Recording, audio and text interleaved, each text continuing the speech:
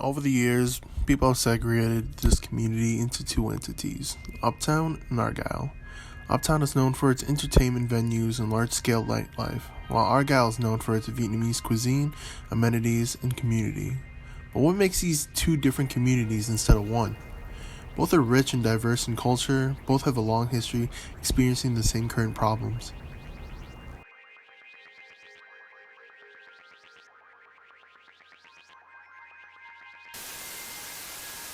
I feel like Argyle and Uptown are synonymous. When you spread up Argyle and Uptown, you kind of create a dichotomy of people in Argyle and people from Uptown. Whereas I think we're all from Uptown. Argyle just seems to be a part of Uptown. Uptown is becoming a place that is losing its identity. Upscaling one part of Uptown is driving away residences and business in the other. But it didn't used to always be that way. Uptown is the old stomping ground. It's kind of where I got to develop as a person, as a leader. This is a place where I have a lot of memories, good and bad, that kind of shape who I am today. I think without the Uptown experience, I wouldn't be able to do the different things I've gotten to do in my life.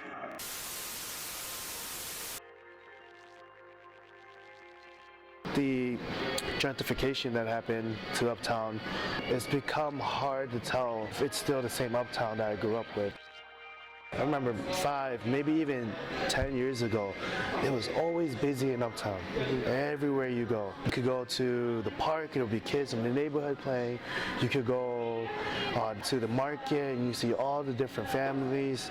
They're visiting, also just shopping for the weekend, for groceries, and getting their haircuts and getting their nails done and, renting out their videos before social media became what it is today.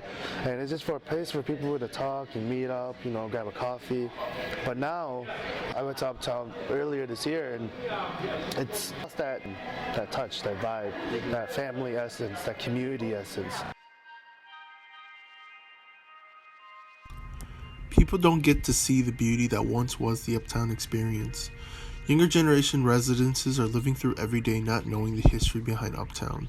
Some people may not notice, but Uptown is changing. The buildings around the community are changing. Restaurants and stores are changing. They're becoming catered toward a different community.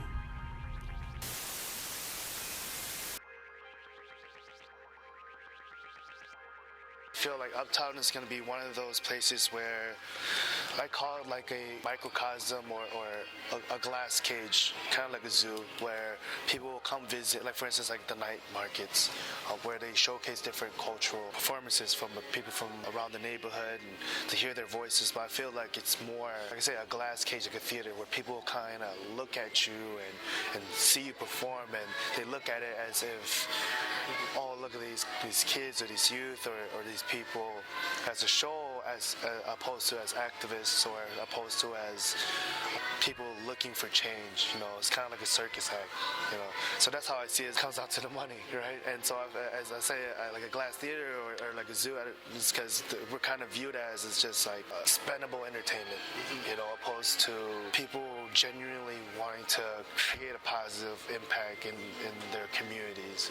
And I say that is because, and maybe it's not intentional, maybe it is, but I say that is because when people come into a neighborhood like Uptown and try to change it for that matter, it's kind of like that white guilt that like we're here to try to make the neighborhood better, but no one asked you.